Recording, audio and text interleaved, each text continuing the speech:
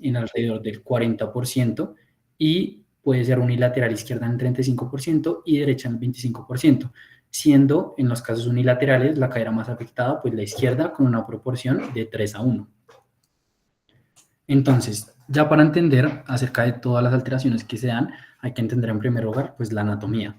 En cuanto a la anatomía, lo que tenemos es el hueso coxal, como lo podemos ver acá en la imagen, el cual está conformado por el ilion, el isquio y el pubis. Y en la parte donde se articulan estos tres huesos se llama el cartílago trirradiado. Acá es donde se forma la parte del acetábulo, que es la que se va a articular con la cabeza del fémur, como lo podemos ver en esta imagen de la derecha, en donde ya está articulado el fémur desde una vista anterior. Aparte de esto, otra cosa importante que debemos entender de la anatomía, pues son los ligamentos que están presentes en esta articulación de la cadera. Entre ellos están tres principalmente, que sería el ligamento iliofemoral, que tiene una forma de Y invertida, el pubofemoral y el ligamento isquiofemoral. Este isquiofemoral puede presentarse como un acortamiento en donde puede afectar en la reducción de la cadera. Aparte de esto, también tenemos otros componentes que son bastante importantes, como lo sería el cartílago articular, que es donde se articula como tal la cabeza dentro del acetábulo, y también encontramos el rodete acetabular, que es el también llamado labrum, que ayuda a darle más estabilidad a la cadera, aparte del cubrimiento óseo que ya tiene. Bueno, ya hablando como tal de la etiología, hay que resaltar que no hay una etiología clara, pero se tienen diferentes factores que pueden afectarla y pues que pueden aumentar la probabilidad de que ésta se presente. Entonces, en cuanto a características o cosas mecánicas, pues tendremos la pelvis fetal que esté dentro atrapada de la pelvis de la madre, la musculatura materna hipertónica y una presentación podálica. Todo esto va a presentar que no haya el espacio suficiente para que haya una maduración de la articulación de la cadera, y normalmente en estas posiciones la cadera va a estar, bueno, el fémur va a estar en una posición de aducción, lo que puede generar que se desarticule la cadera y no se termine de generar o formar correctamente. También hay razones fisiológicas, por ejemplo, la relaxina, que torna más elásticos los ligamentos al momento del parto. Los ligamentos de la madre también pueden afectar al feto.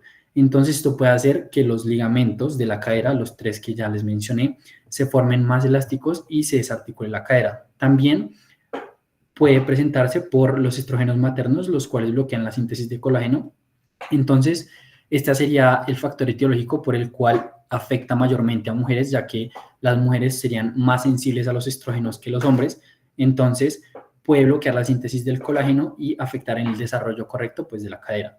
También hay razones genéticas en donde se da en un 20% de incidencia familiar, y los niños que tienen historia familiar de displasia de cadera pues tienen una probabilidad 10 veces mayor. También hay factores ambientales, por ejemplo, esas costumbres de envolver o entablillar los miembros inferiores de los recién nacidos, los cuales están en una posición de aducción, y va a generar una complicación en el desarrollo de la cadera. En cuanto a los factores de riesgo, pues se relacionan con las etiologías que ya les venía mencionando. Tenemos el sexo femenino, también el antecedente familiar de la enfermedad, y tenemos otros como la presentación podálica, el primer embarazo, que sea una madre primigestante, una gestación múltiple, también la macrosomía, y esto se da porque va a disminuir el espacio inútero del feto, entonces va a hacer que no haya tantos movimientos y la cadera esté en cierta compresión, entonces no se desarrolla correctamente. También tenemos deformidades en los pies y la torticolis muscular congénita, que esto nos puede indicar que hay una alteración en el desarrollo musculoesquelético en el feto. Entonces, esto nos puede alertar acerca de una alteración que podría llegar a tener el bebé en la cadera. También el oligoamnios o oligohidroamnios, que es la pérdida de líquido amniótico. Entonces, esto va a generar que entre menos líquido amniótico haya, hay menos espacio dentro del útero, va a haber menos espacio para que haya movimientos libres, y esto va a generar la displasia de cadera. Bueno, ya para su diagnóstico hay dos puntos importantes, que es una evaluación clínica y una evaluación imagenológica. Hablando principalmente de lo clínico, tenemos dos maniobras que son las más importantes, que son Barlow y Ortolani. Hablándoles de Barlow, pues es una maniobra en donde el examinador tiene que flectar la cadera del niño y tomarla desde la parte interna y la parte externa en el trocánter mayor.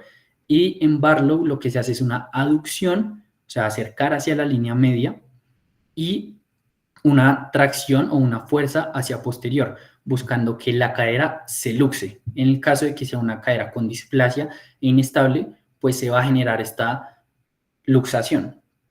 Y el contrario a esta maniobra, pues es la de ortolani, que es una maniobra de reducción, en el caso de que la cadera ya esté luxada. Entonces lo que se hace, la posición es la misma, pero acá lo que se va a hacer es una fuerza en abducción, alejándonos de la línea media, y una tracción hacia anterior, buscando que la cadera se reduzca. Acá trae un video para que podamos verlo un poco más dinámico. Acompáñame a realizar la maniobra de Barlow y Ortolani. Estas dos pruebas se utilizan para el diagnóstico de la displasia congénita de cadera. Para la maniobra de Barlow se hace una aducción con presión posterior. En este paciente no sentí la luxación, entonces fue un Barlow negativo. Y la maniobra de Ortolani es al revés. Se realiza una abducción de la cadera con una presión anterior, pero el chasquido que se escucharía sería de reducción y no de luxación. Y al igual que la primera, fue negativa. Bueno, también tenemos otros signos clínicos, por ejemplo, el signo de Alice-Galeazzi, que es positivo cuando es una luxación unilateral. Entonces acá lo que se va a ver, como podemos presenciar en la imagen, pues es una asimetría como tal en la altura de las rodillas. Y hay otro signo que es la limitación de la abducción, en donde cuando hay una abducción menor al 60% y comparando el rango de movimiento nos puede llegar a indicar que hay una displasia de cadera. Aparte de esto hay otros signos que no son tan sensibles y no son tan usados, pero pues se presentan cuando son signos como tal tardíos de la displasia. Entonces podemos ver asimetría en los pliegues glúteos y de los muslos, como podemos ver en las imágenes, también que haya un trocánter mayor demasiado prominente, el signo de Trendelenburg, como lo podemos ver en la imagen, en donde se da por la caída de la cadera contralateral cuando el glúteo medio pues no tiene la fuerza suficiente porque no se ha desarrollado correctamente. Entonces es como lo podemos ver acá en la imagen. Esto lo que va a generar es que haya una marcha de pato, y aparte de esto hay otro signo que sería la hiperlordosis lumbar. Bueno, ya hablándoles como tal de el diagnóstico imagenológico, tenemos dos principales, que sería la ecografía y la radiografía. Sin embargo, la ecografía se usa mayormente en los recién nacidos porque en la ecografía vamos a poder presenciar correctamente, o bueno, de mejor manera, el cartílago, el cubrimiento del cartílago, cosa que no vamos a poder hacer en la radiografía. Entonces la ecografía se va a usar antes de los primeros 4 meses de vida, y esta tiene una sensibilidad de aproximadamente el 90 al 95% y una especificidad del 90%.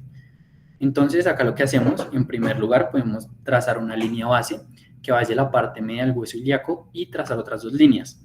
Una es de la parte interna y otra es de la parte externa de la cabeza femoral. Acá se hace una fórmula como tal, en donde se hace una razón o una división entre la línea de menor tamaño sobre la línea de mayor tamaño por 100, para así hallar como tal el porcentaje de la cobertura ósea de la cabeza del fémur, y esta debe ser mayor al 58%. Si es menor al 33%, nos puede llegar a indicar que tiene una displasia.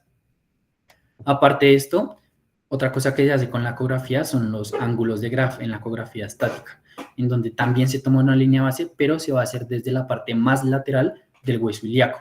Entonces acá también se forman dos líneas, formando una tangente desde el techo óseo, que va desde el borde más externo hasta el borde más interno del acetábulo, y otra línea del techo cartilaginoso, que es una línea tangente al labrum o al rodete cartilaginoso. Entonces, de la línea del techo óseo a la línea base se forma un ángulo alfa. Este debe ser mayormente mayor a 60 grados.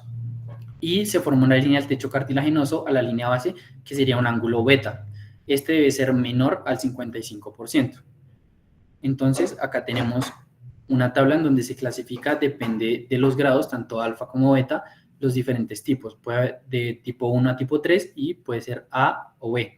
Entonces, lo que podemos ver es que el cubrimiento óseo debe ser mucho mayor que el cubrimiento cartilaginoso, ya que entre más cubrimiento cartilaginoso haya, puede haber más inestabilidad de la cadera. Aparte de esto, tenemos la radiografía, como les venía diciendo, es un examen que se puede usar después de los 4 meses de edad, donde ya se van a presenciar los núcleos de osificación y esta tiene una sensibilidad un poco menor que la ecografía, que sería del 85% al 90% y una especificidad del 90 al 95%. Acá se toman en cuenta varios criterios que ya se los voy a explicar. Entonces, el primero de ellos son los cuadrantes de Putty, en donde se toman dos líneas. La primera es la línea H, que pasa por los dos cartílagos trirradiados, y la línea P o la línea Perkins, que se traza desde la parte más externa del acetábulo. Entonces acá se formarían los cuadrantes de Putty y se clasifican en 1, 2 y 3. El 1, que sería el inferior interno, pues sería una cadera normal, porque acá podemos ver el núcleo de osificación en el primer cuadrante. El 2 es cuando está en el inferior externo, puede ser una cadera subluxada, y ya el 3, como lo vemos en esta imagen, es cuando está en la parte o en el cuadrante superior externo, es una cadera luxada. Aparte de esto, tenemos el índice de Smith, en donde se traza una línea media y se tienen en cuenta las líneas de Perkins y las líneas del borde del fémur, del borde interno como tal del fémur. Y aparte de eso, pues se trazan dos líneas. De la línea media, la de Perkins, sería la línea A, y de la línea del borde interno del fémur a la línea media, pues sería la B. Se calcula una relación de B sobre A, y esta debe ser menor a 0.8. Cuando esta relación es mayor a 0.8, como podemos ver en esta imagen, nos puede indicar que hay una luxación o como tal una displasia.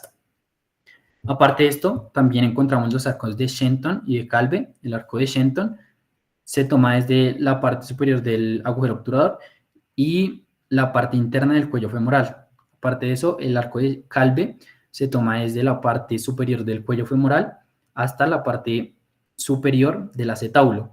Entonces, lo que vamos a evaluar en estos arcos es que haya una continuidad. Se deben ver así continuos, como vemos en la imagen, porque si vemos que esta forma cambia, puede indicar que tiene una luxación. Aparte de esto, tenemos dos índices. El primero de ellos es el índice acetabular, que se toma desde la línea H, y otra línea desde la parte del acetábulo, en donde se forma un ángulo, y el ángulo centro-borde. Entonces, este ángulo centro-borde se toma desde el centro de la cabeza del fémur, se traza una línea, y se traza otra línea desde la parte más externa del acetábulo hasta el centro de la cabeza del fémur, y acá se forma otro ángulo. Según estos ángulos, se van a tener unos valores promedio según estos índices, dependiendo de la edad. Entonces, en el recién nacido, tenemos que el índice acetabular debe ser de 30 grados y el ángulo centro-borde debe ser de 10 grados.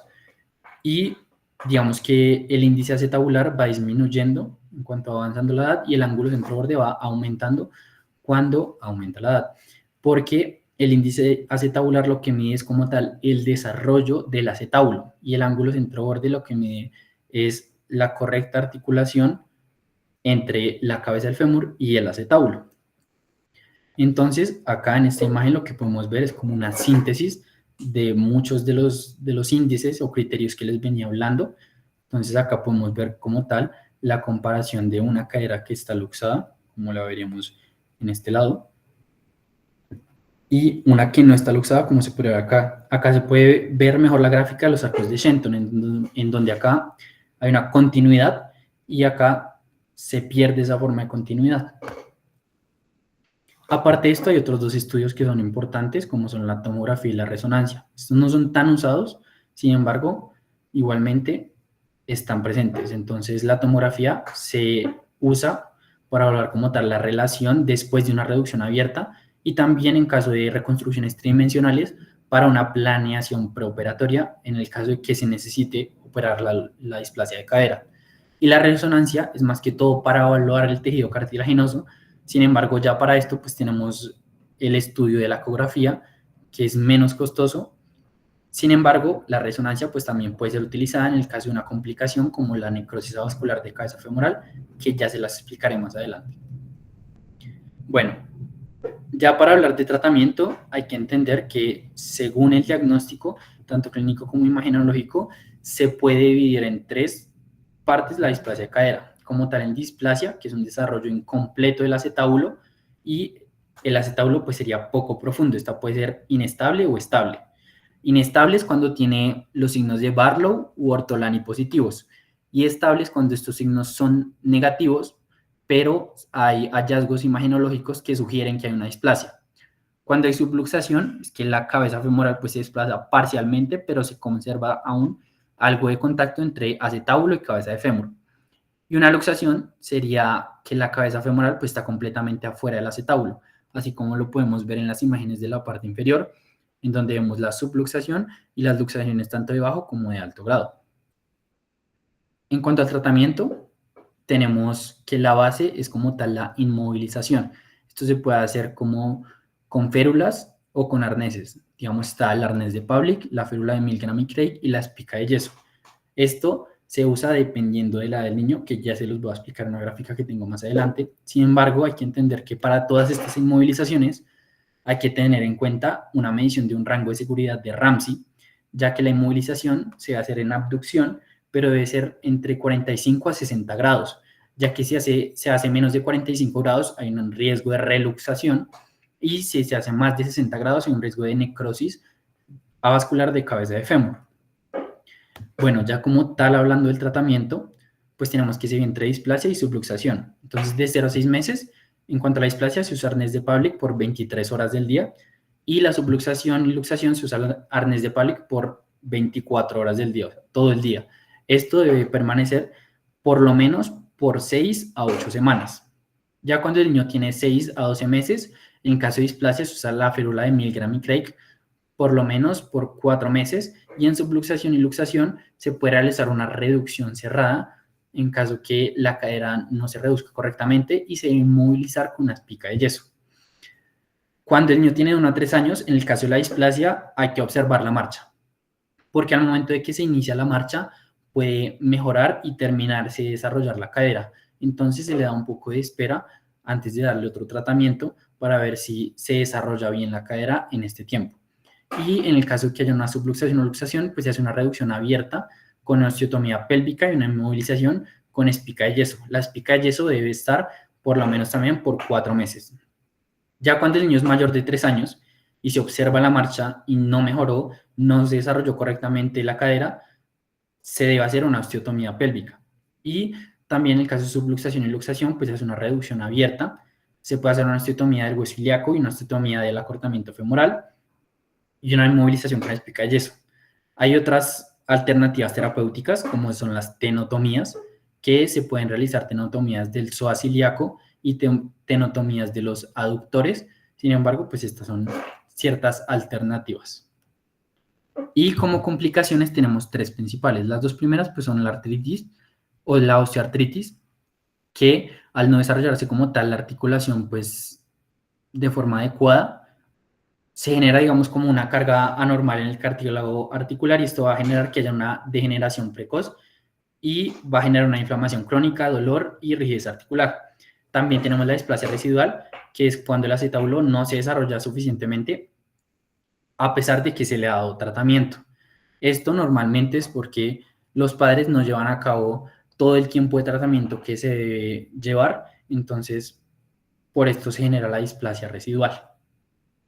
Y la más importante de estas complicaciones es la necrosis avascular de cabeza de fémur.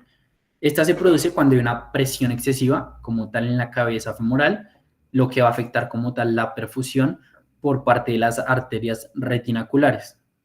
Entonces se pueden generar diferentes afectaciones, como lo podemos ver según la clasificación de Calamchi. Esta la divide en 4 tipos principalmente. Entonces la tipo 1 es cuando se afecta el núcleo de osificación, y la alteración que genera es una coxa magna, que es una cabeza femoral más grande de lo normal.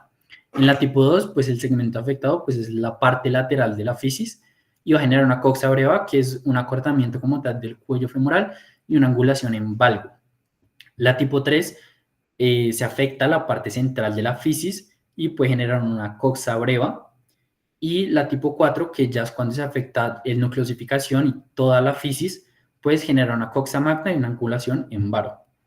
Aparte de esto, pues es importante tener en cuenta la prevención, ya que esto se puede prevenir tempranamente, en donde se deben hacer cribados sistemáticos, tanto clínicos como imagenológicos. Entonces, a todos los recién nacidos se les debería hacer las pruebas tanto de Barlow como de Ortolani y tener en cuenta de realizarles ecografías antes de las 6 semanas. Aparte de esto, pues se va a hacer un seguimiento a los grupos de riesgo, así que aquellos pacientes que tengan los factores de riesgo que ya les mencioné, pues se les debe hacer un seguimiento por lo menos hasta que tengan los 6 meses de edad, tanto con ecografía como con radiografía. Aparte de esto, se pueden hacer diferentes intervenciones obstétricas, porque como les venía diciendo en la teología, el mal posicionamiento inútero del feto puede generar que se cause displasia de cadera, entonces se puede solucionar con intervenciones obstétricas. También se debe dar educación a padres, a personal sanitario, en cuanto al posicionamiento que se le debe dar a los bebés, digamos, como les venía diciendo, si se envuelve a los bebés o se le entablillan las piernas, como vemos en la imagen, se va a generar una posición de aducción del fémur, en donde se puede desarticular la cadera y no se desarrolla completamente, porque en los primeros meses de vida, pues, es más que todo componente cartilaginoso y no se ha formado correctamente el componente óseo. Entonces, esto puede llegar a afectar y por eso se debe educar a padres y a personal sanitario. Y también hay un posicionamiento, técnicas de carga que puede ayudar a tener cierta prevención, que sería un posicionamiento en rana, se llama, en donde hay una abducción del fémur o de las piernas y una flexión de la cadera, como podemos ver en la imagen, puede ser tanto en la parte de la espalda o en la parte anterior, pero pues esta posición podría ayudar a que la cadera se termine de desarrollar bien. Aparte de esto, hay que evitar intervenciones ineficaces, o sea, hay muchos mitos, como por ejemplo que el hecho de usar 2 o 3 pañales puede ayudar a los niños con displasia. Esto pues no es cierto, entonces lo único que les ayudaría a los niños que tienen displasia pues sería el correcto tratamiento y el que los padres sean juiciosos con el tratamiento de los niños. Entonces, por esto sería importante. Y estas son mis bibliografías y eso sería todo. Muchas gracias.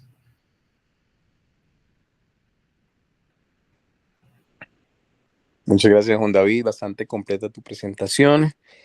Eh, Preguntas, muchachos. ¿Alguno tiene alguna duda, alguna pregunta? Yo tengo una duda, doctor. Claro, cuéntame. Ya sea en la displasia o en la luxación o subluxación, ¿cuál es la probabilidad de que haya un daño definitivo del labrum acetabular? Y si llega a haber ese daño, ¿hay alguna intervención quirúrgica? Sí, la probabilidad de que se produzca un daño importante sobre las estructuras de la cadera y que termine en un desgaste prematuro es hasta el 40%. Entonces, un paciente con una displasia de cadera, el 40% de los que no han sido tratados terminan en una osteoartritis y una osteoartrosis de forma temprana. Y durante el proceso de crecimiento del niño, obviamente hay muchas técnicas que se pueden ayudar para poder reparar todas este tipo de lesiones. Por ejemplo, puntualmente en el labrum, que es ese tejido fibrocartilaginoso que está aumentando la cobertura o el contacto de la cabeza femoral sobre el acetábulo, se puede romper en una displasia, por ejemplo, en adolescentes. Entonces se pueden hacer artroscopias de cadera. Nosotros los ortopedistas pediátricos hacemos artroscopias, así como ustedes seguramente han visto artroscopias de rodilla, de pronto de hombro en sus cirugías. También se hacen artroscopias de cadera para hacer reparaciones de ese labrum. Entonces se hacen unos orificios, se mete una camarita y a través de ese orificio también se meten unas suturas especiales y se repara ese labrum que se haya dañado. Pero digamos que esto es para mejorar la parte sintomática, porque de igual manera el tratamiento es corregir la forma de la cadera cuando ya se tiene una displasia residual. No sé si respondí tu pregunta, Laura. Sí, Doc, muchas gracias. ¿Qué otra pregunta, muchachos, tienen? Este tema es muy importante porque, si no, ¿quién de ustedes ha entrado a un reemplazo de cadera? Levanten las manitos.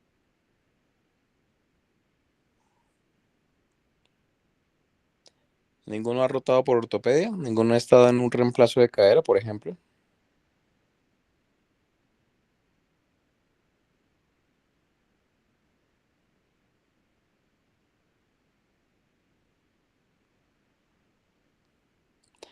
El reemplazo de cadera es una de las cirugías que más se hacen en ortopedia.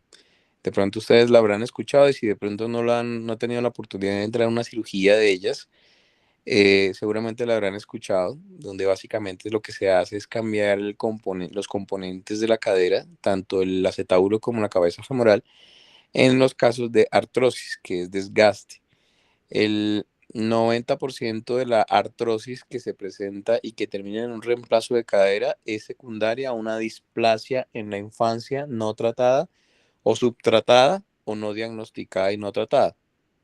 Entonces, el componente, digamos que social, que tiene que ver con el tema del reemplazo de cadera, viene no en la adultez, sino viene de algo que se presenta en la infancia y que por supuesto si no se trata, pues va a tener repercusiones. Imagínense cualquiera de ustedes a los 30, 35 años con un dolor insoportable en esa cadera, hasta que llega un punto en que el dolor es insoportable y le piden al ortopedista que les haga un reemplazo de cadera.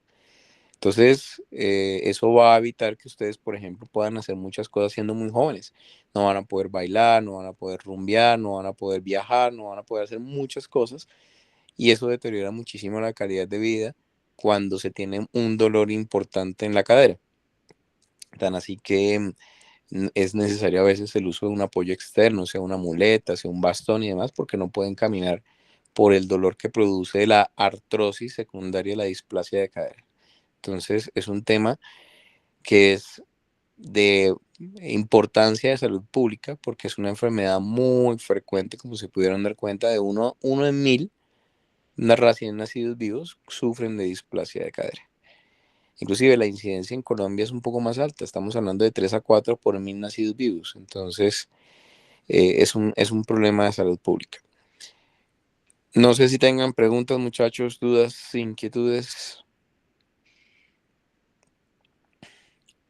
Clínicamente, ¿cómo saben, por ejemplo, Juan David, que un paciente tiene displasia de cadera? Usted tiene un bebé, le llega su bebé a su consulta. ¿Cómo sabe usted que tiene displasia o no? Pues Doc, en el caso que sea una displasia inestable, sería por los signos tanto de Barlow como de Ortolani, pero pues Ujú. clínicamente estos son los signos pues más que más nos ayudan, porque principalmente sería por diagnóstico imagenológico. Ok, supongamos que la cadera no sea inestable, porque acuérdense que hay unas caderas inestables, pero hay una displasia que es una displasia simple, ¿sí? Que afortunadamente es el 95% de los casos. La cadera inestable es solamente un pequeño porcentaje, que es el 5%, que incluye la cadera luxada y la subluxada. Pero en la displasia simple, ¿sí? ¿Cuál cree usted que es el signo clínico que le permite a usted saber si el niño tiene displasia o no? ¿Qué cree usted que le serviría? Porque hay forma de saberlo clínicamente. Sí, Doc, sería la limitación en la abducción, si no estoy mal. Eso, entonces, la limitación para la abducción es el signo característico de la displasia simple. Pero tenga algo presente, usted puede descartar la displasia si de pronto un niño abre bien las piernas. No, doctor, o sea, no, no se descarta completamente, y Eso, menos si tiene factores de riesgo. total.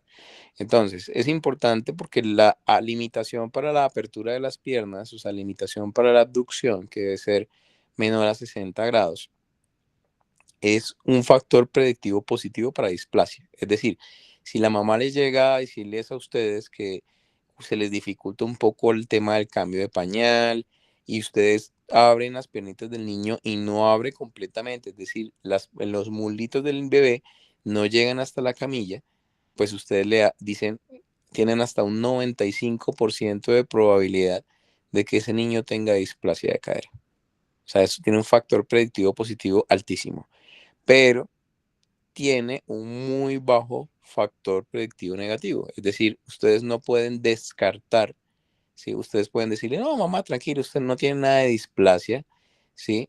Si no tiene la limitación para la abducción.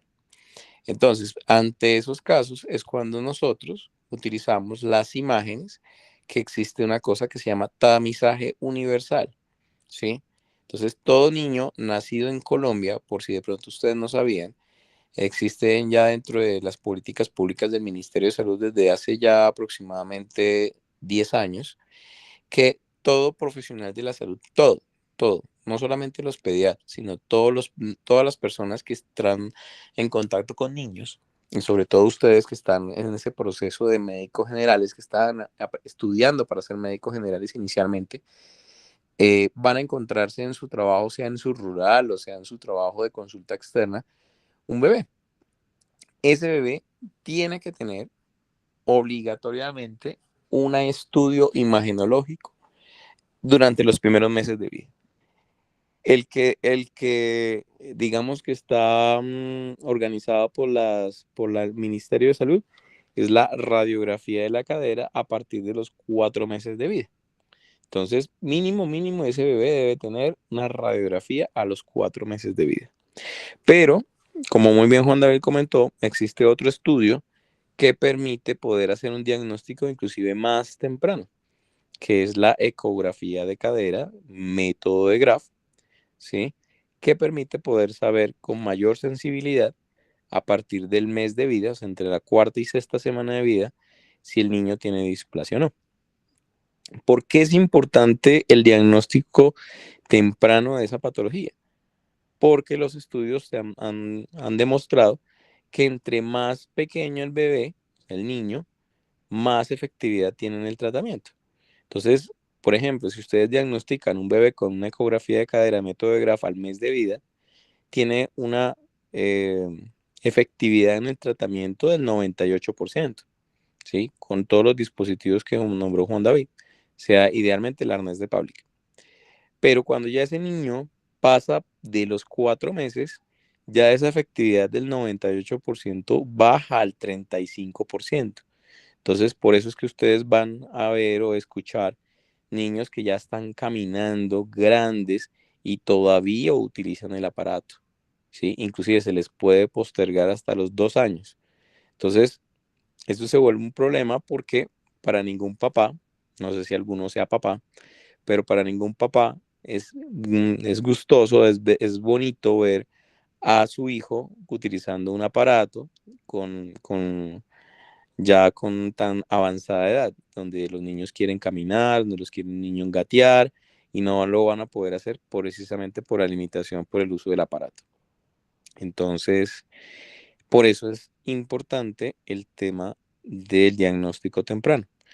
Ahora, no solamente por eso, ¿sí? Realmente estamos hablando de la displasia simple, pero la luxación y la subluxación, si no se trata antes de los 6 meses, después de los 6 meses de vida, ya es quirúrgica, que se puede hacer con una reducción cerrada y una colocación de una espica de yeso, como muy bien lo nombró Juan David, o en su defecto puede necesitar reducciones abiertas, donde se hacen incisiones inguinales para liberar todo lo que está ocupando el espacio del acetábulo y meter una cadera que está luxada, o sea, reducirla.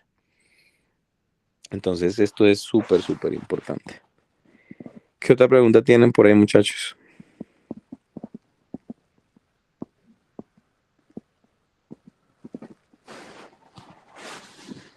Juan David, si a usted le preguntan, por ejemplo, doctor, ¿cuándo en una displasia simple, cuándo ve usted conveniente operar al niño?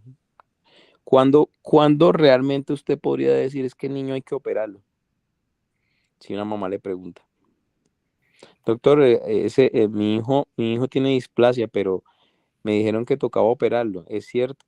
¿A qué edad cree usted que es conveniente operar a un niño con displasia? Si no ha resuelto con el tratamiento médico.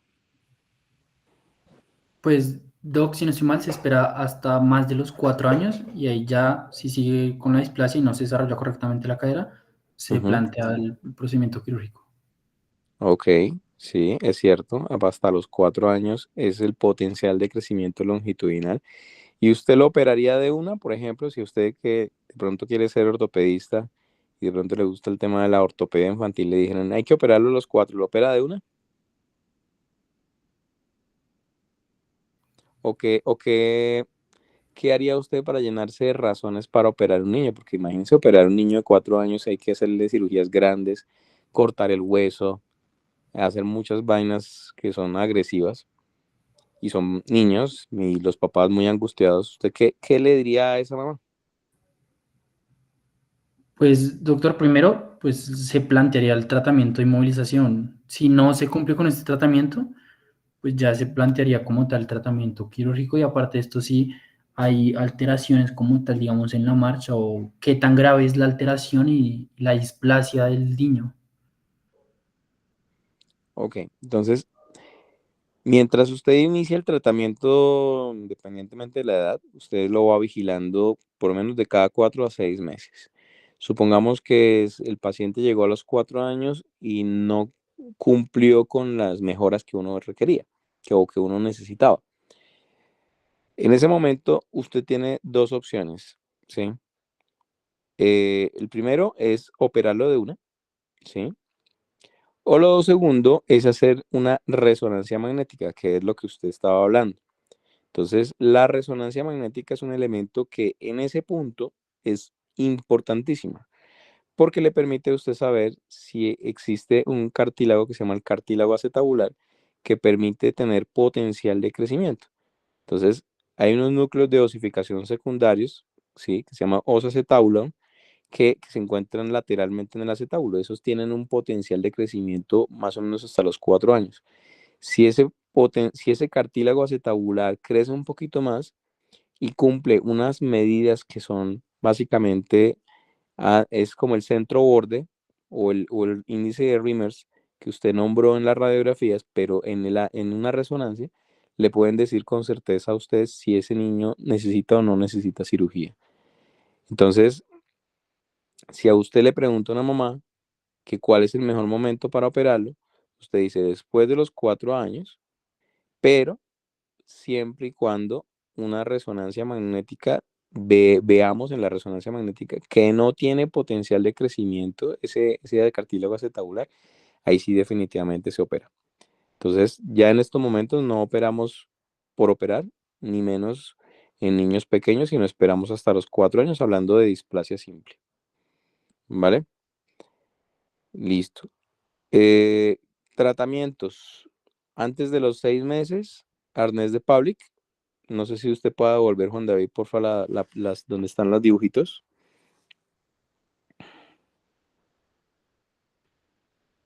Ese. No sé si alguno lo ha visto. Son una serie de correas que permiten que el niño esté así como está, como una ranita, en flexión de 90 a 100 grados de las caderas y abducción entre 45 y 60 grados. Es lo que utilizamos idealmente antes de los 6 meses, porque ya los niños después de los 6 meses tienen mucha fuerza y empiezan a patalear y sacan y rompen el arnés. Inclusive pueden soltar los velcros que tiene el arnés y pues no nos sirve. Después de los 6 meses utilizamos esta férula que es la férula rígida, que se llama la férula de Milgren, pero si ustedes se dan cuenta es la misma posición en la que está dentro del arnés. Entonces el dibujito del arnés, miren cómo están las rodillas, miren la férula de Milgram, miren cómo están las rodillas.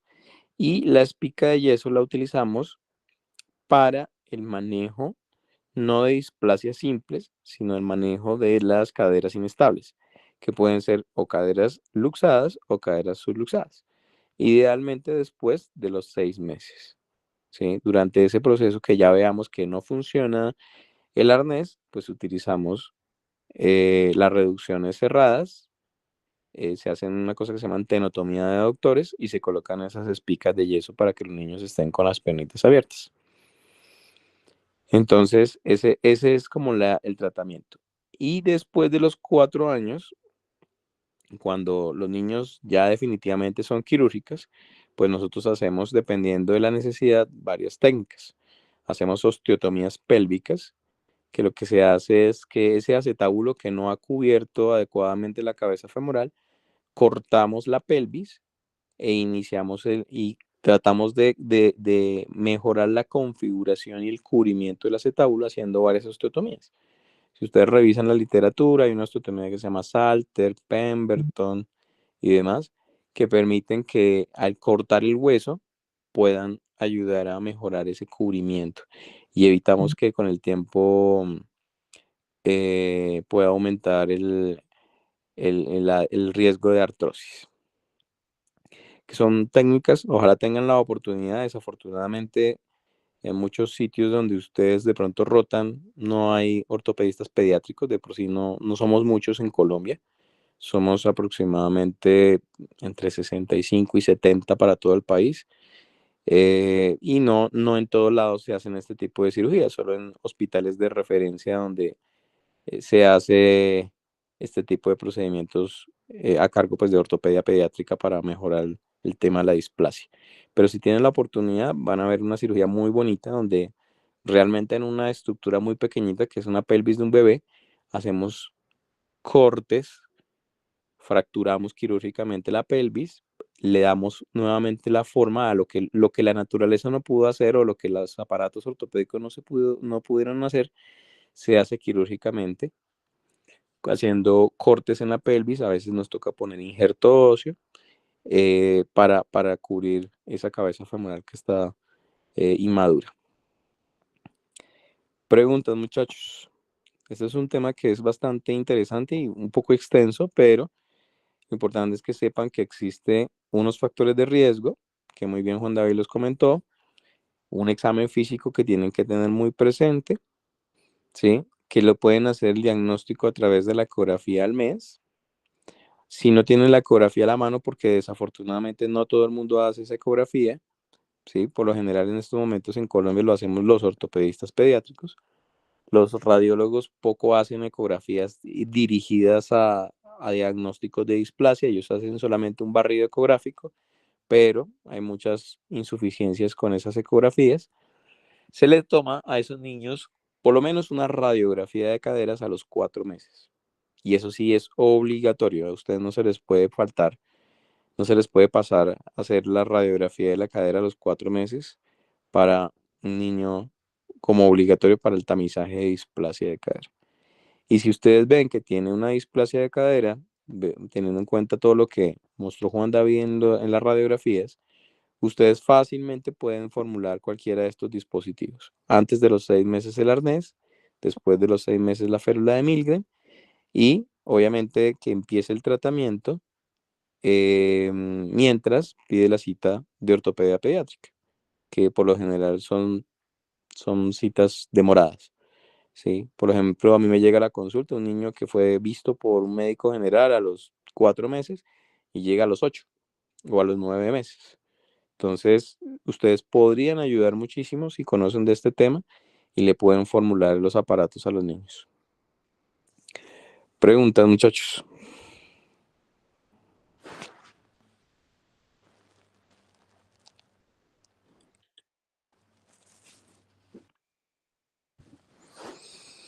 Yo Javier, tengo una, Doc. cuénteme, Javier. También hay otro procedimiento que tengo entendido que es la reducción de fémur. Digamos que para ese procedimiento del paciente, ¿qué características tiene que cumplir para que se le considere? Bueno, en la displasia de cadera existen varias técnicas. Eso estamos hablando inicialmente del acetábulo, pero cuando la cadera está luxada y el niño es grande, se puede no solamente hacer osteotomías o cirugías al acetábulo, a la pelvis, sino también al fémur. Entonces existen varias técnicas. La que más utilizamos después de los 3 años se llama el CLISIC, que es que además de hacerle una osteotomía a la pelvis, hacemos una osteotomía al fémur, sobre todo para cortarlo y permitir que esa cadera que está luxada la podamos meter. Entonces, es una cadera que ya lleva 3 o 4 años luxada. Intentar meterla de buenas a primeras, pues es bien difícil. Entonces, lo que hay que hacer es cortar el fémur, inclusive a veces hay que acortarla, quitarle 1 o 2 centímetros para que pueda entrar más fácilmente al acetábulo que también ya hemos reconstruido con una osteotomía. Y muchas veces nos toca hacer osteotomías no solamente de acortamiento, sino que hacer osteotomías derrotadoras. Hay que derrotar, hay que girar ese fémur proximal, buscando mejorar una cosa que se llama la anteversión femoral, que es como la orientación con la rodilla. Y ya cuando ya hayamos tenido una buena configuración, que hayamos corregido la anteversión, el acortamiento, el varo o el valgo, si hay que varizar o valguizar la cadera, ponemos una plaquita con unos tornillitos para poder estabilizar esas osteotomías que podamos hacer en el fémur.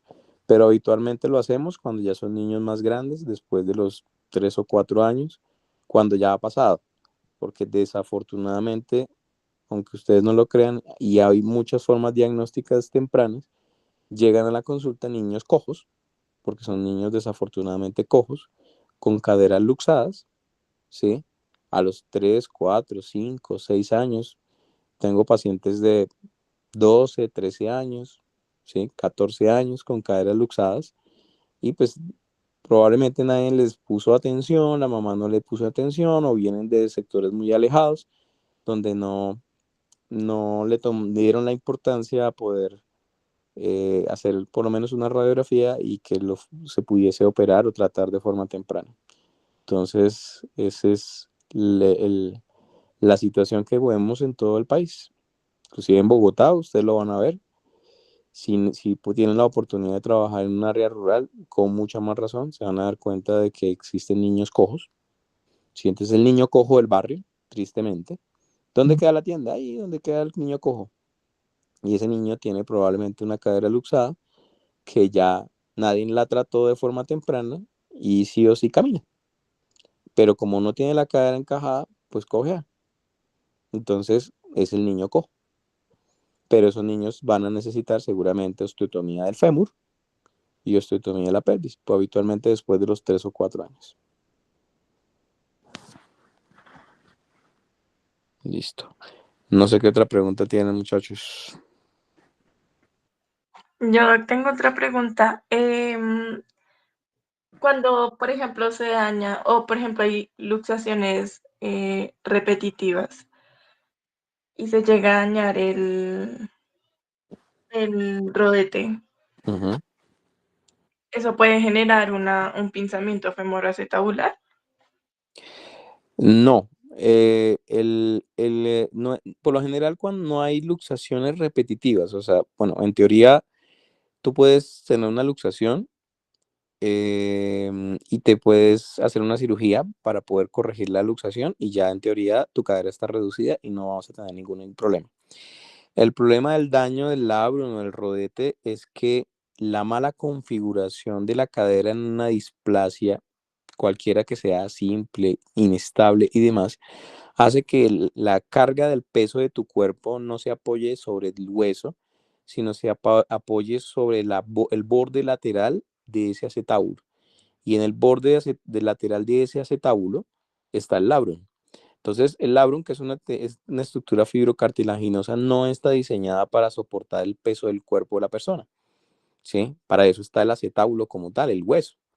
Entonces, cuando se tiene una displasia donde no se está cubriendo adecuadamente la cabeza del fémur, que es básicamente lo que pasa en la displasia, ese peso del cuerpo se genera esa carga sobre el labrum y el labrum se rompe, ¿sí?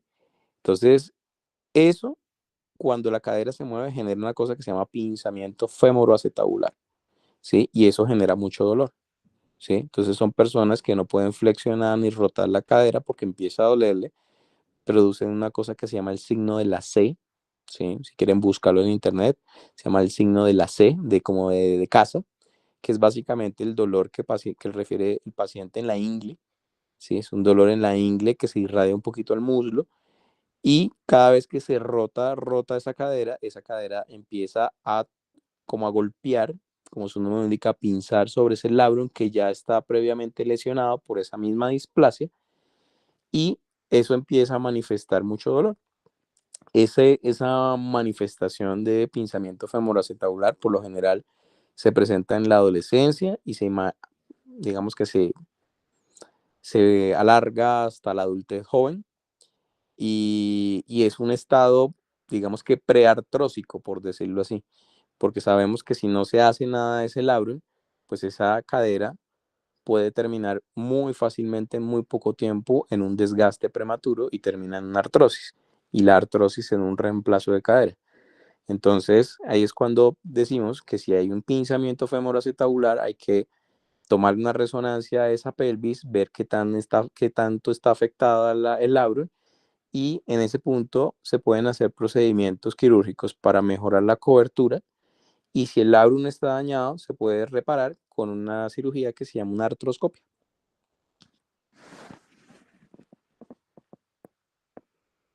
Doc, y esa presión que se genera sobre el rodete todo el tiempo en la displasia, pues es que hay dos tipos de pinzamientos, el CAM y pinza. Sí.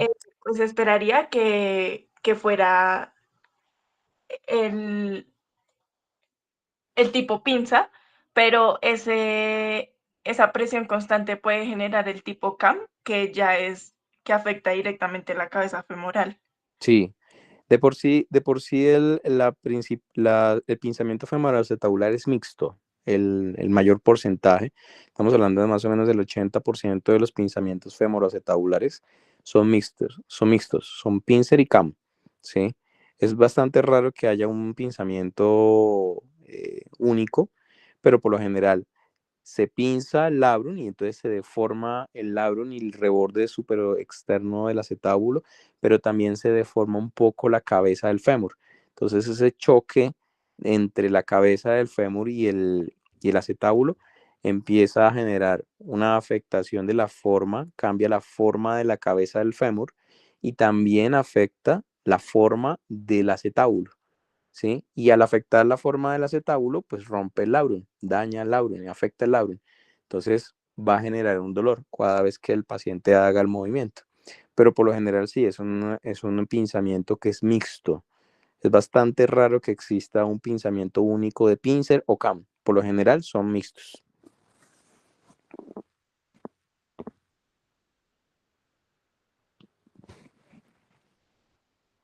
Listo, muchachos. ¿Qué otra pregunta tienen?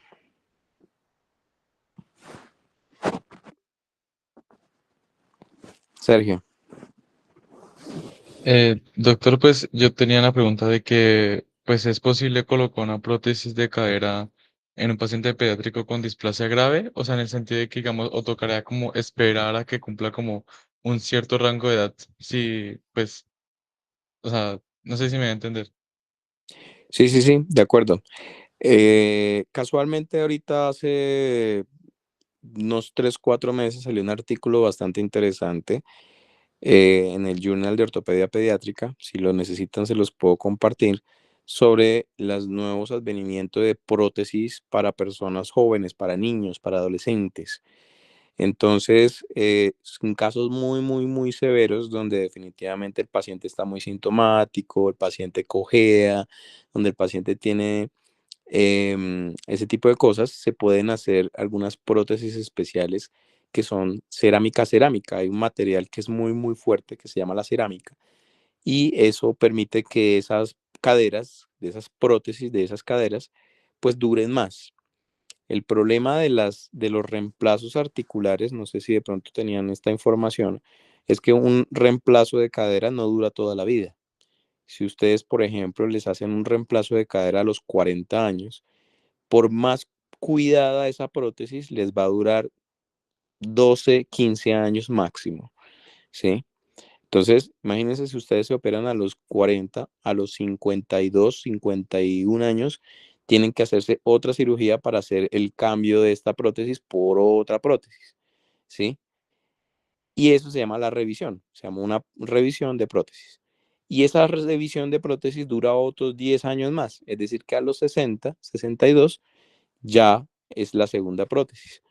Y el hueso, las prótesis aguantan todo lo que ustedes quieran porque es un material de aleaciones metálicas y demás, pero el hueso máximo soporta dos reemplazos. Entonces imagínense ustedes a los 62, que todavía son personas jóvenes, no pudiendo caminar porque no, la cadera está dañada. Entonces les va a doler y duele y duele y duele y duele y duele y duele y duele. Entonces eso deteriora la calidad de vida porque no se pueden hacer más cirugías, ¿sí? O sea, la dificultad es bastante alta para hacer esas cirugías. Sergio, Pero, doctor, pero entonces en el caso de un paciente pediátrico, ¿hay qué se hace? a eso iba. Entonces, cuando se tienen pacientes pediátricos y se tiene una cadera que está perdida, se llaman caderas perdidas, nosotros no hacemos de entrada prótesis. Ahorita, como les decía, hay un artículo que avala un poco el tema de las prótesis en los adolescentes. Sin embargo, ahorita, digamos que la gente todavía estamos muy reacios a pensar en una prótesis en un niño. Nosotros tratamos de hacer prótesis en los adultos, idealmente en un adulto mayor.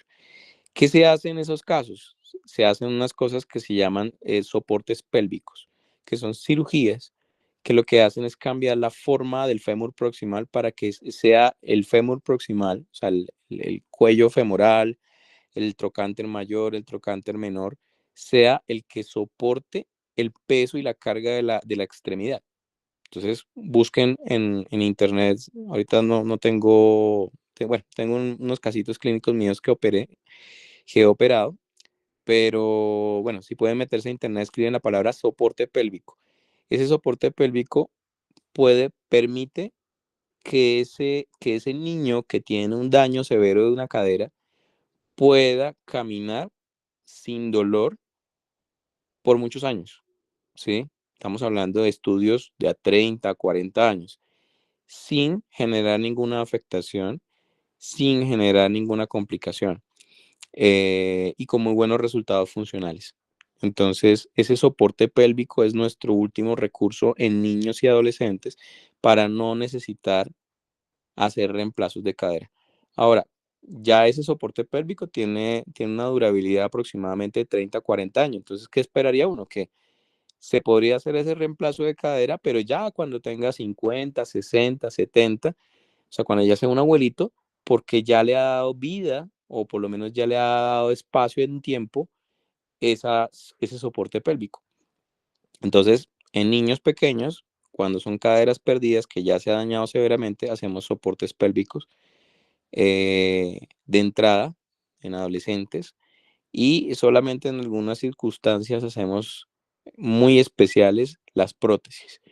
Aunque, como les digo, hay un estudio reciente que habla de que las prótesis pueden durar un poquito más con un material que se llama cerámica y demás, pero pues todavía no estamos preparados para hacer una prótesis a un niño tan pequeño.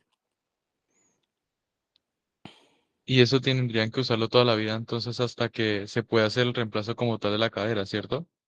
Sí, el soporte pélvico es básicamente, si ustedes miran en internet, ahí en Google, es unas osteotomías que se hacen en el fémur proximal cuando la cadera está totalmente perdida, para tratar de que cambiar la forma del fémur proximal, o sea, la forma de la metáfisis, de la diáfisis proximal del fémur, para que sea esa parte fusionada con la pelvis lo que permite soportar el peso del cuerpo. ¿Sí? Eso lo hacemos, se llaman cirugías reconstructivas, lo hacemos los ortopedistas pediátricos para que esa cadera que ya se dañó, ¿sí? pueda durar y que el paciente pueda caminar sin dolor. Sobre todo eso, que pueda caminar y demás. Y ya por alguna situación que el soporte pélvico falla, por allá cuando tenga el paciente 40, 50 años de vida, ya podemos pensar en hacerle un reemplazo de cadera o algún otro tipo de procedimiento con el ánimo de que le pueda mejorar su calidad de vida.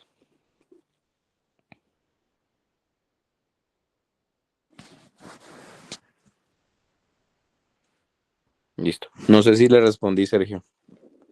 Sí, sí, señor, muchas gracias.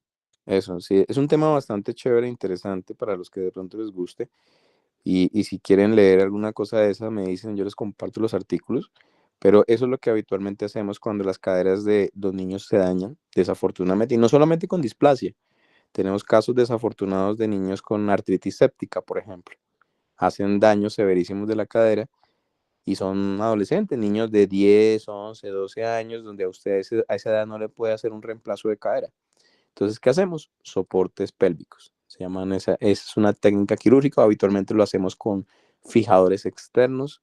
Esas son esas varillas que ustedes ven por fuera en la cadera o en la pierna, ¿sí? Como el de trauma, pero parecido, que es de distracción. Y eso permite poder darle sobrevida a esa cadera para que pueda durar lo que más se pueda, 30, 40 años, y sea un paciente que pueda caminar sobre todo sin dolor y que no coje. Y sobre todo por la cojera puede producir otras afectaciones. Un niño que coge porque tenga una pierna más corta que la otra puede hacer escoliosis, entonces termina con problemas en la columna. Entonces se agrava la cosa. Listo, muchachos. Más preguntas, dudas, inquietudes.